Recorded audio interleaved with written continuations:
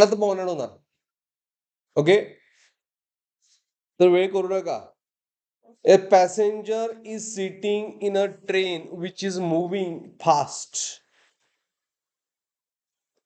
The engine of the train blows whistle of frequency n. Apparent frequency of the sound heard by passenger. काय ना?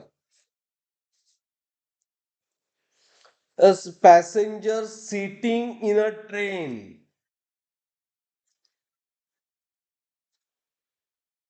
Engine blows whistle म्हणजे source moving आहे.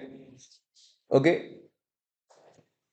आणि वीज velocity of sound. But observer कुठे आहे? Observer is in train or outside? Train मध्ये आहे, त्यामुळे VS is equal to V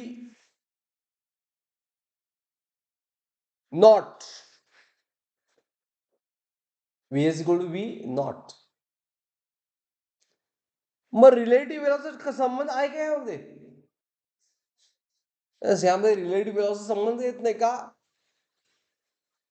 VS as well as V naught both are what? Moving, but with same velocity.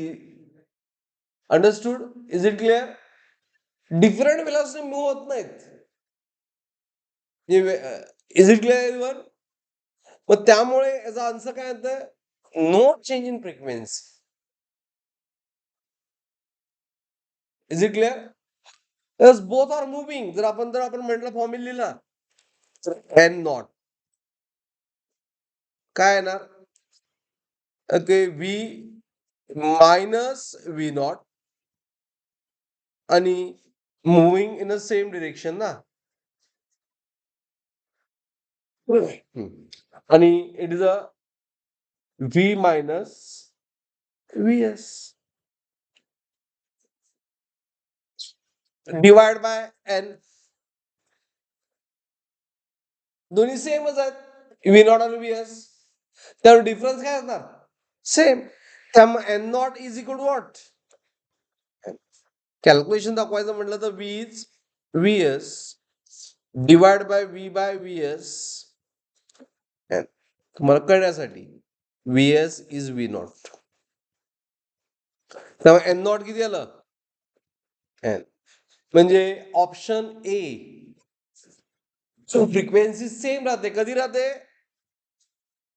जर passenger is sitting in the train. हे वेगळा problem होता. Understood? Is it clear?